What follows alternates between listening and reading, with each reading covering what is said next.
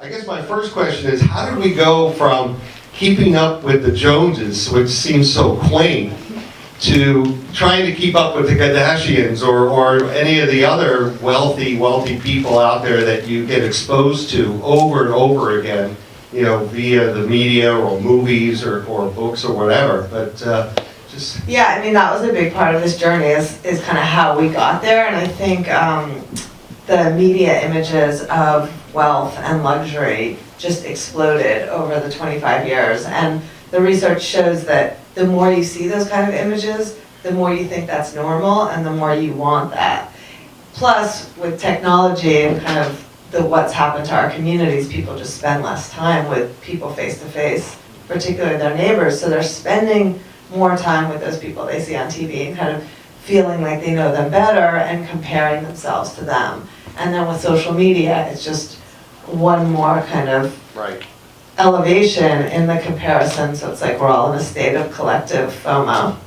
It was not what we expected in the beginning, and I think at first I thought, well, my voice will be in. I always felt like my journey kind of had to be this connective thread between the stories, because I had kind of followed so many stories that I felt were deeply connected, but I didn't know if anybody else would think they were connected without me kind of making those connections. And my journey, in a way, was part of that. But as I started going back to the kids, we started also filming me, mostly at the prompting of my editor, Erin Wickenden, who had made other films about artists, like Vivian Maier film. Oh, yeah. And so we argued about that, and I would say this isn't a film about an artist, it's a film by an artist, and I shouldn't be in it. But it seemed as it progressed that we kind of needed me in there as a unifying character. And I started more as a narrator, and I started interviewing my kids and my parents more as representatives of their generations. My parents about the American dream, my kids about social media, and part of the inspiration for the film was my eldest was at the same age that I was when I went to Crossroads, which kind of started the journey. But as things kind of bubbled up in the interviews that related to the struggles of the characters, I felt like that needed to be a part of it too, and to kind of also show both how we're all complicit and I'm part of it too, and also what I learned along the way.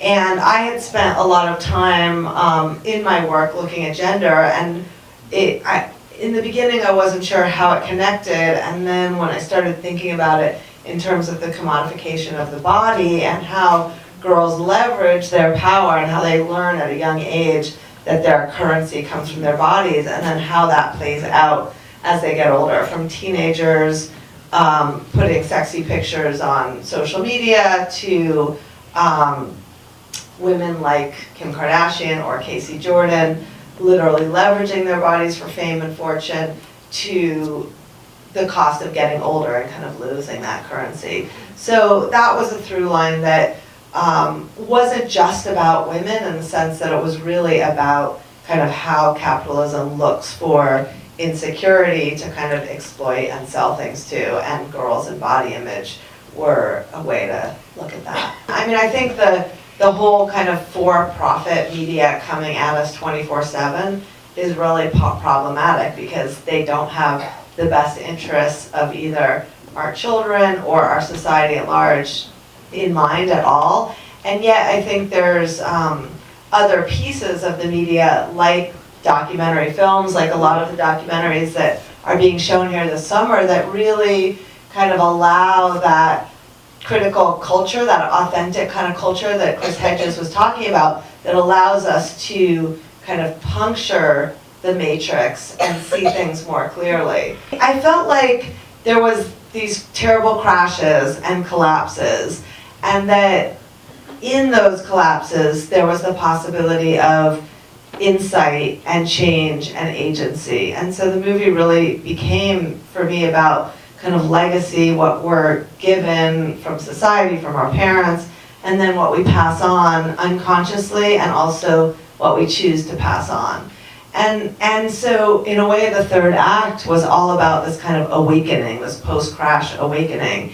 And also part of that awakening being to get back to what really mattered, family and community, and meaning was part of that. And so I think there was that feeling of, I think, well, what you said about the emptiness, that's what I wanted to get back to, that I realized it was all about addiction, and that it wasn't about money or sex or beauty or youth or any of the things that we're going after, but more about the kind of emptiness that drives us to that thing that we think will fill that hole, which never does, and so we keep going until we collapse. And so that was kind of exactly what I was thinking about. I think it's cyclical, yeah, because I think that we're, kind of on what Florian described as the gold-plated hamster wheel, and that that was part of the inspiration for the film, is that I went through the crash with a lot of the subjects in the film and with the Queen of Versailles family, and it seemed at the end of that everybody learned their lesson, that they had insights, they were going to live differently, and then when the economy came back, everybody just started going back to the same thing, with some exceptions like Iceland, and the fishermen kind of stood for that in the film. And in a way, even stronger. Like, I had this feeling of dancing on the deck of the Titanic, because it just seemed like even more kind of velocity, and also more inequality in terms of who was kind of involved. And so, yes, I do think it's cyclical. But I think that we risk, like Chris Hedges said, it getting worse each time. And so that's why I think that, we need to also find in those crashes opportunities to change. Well, Lauren, hey, thank you so much for being here this last 2 nights, and we hope you're back soon again with your next film, which I know you're working on. So thank you again.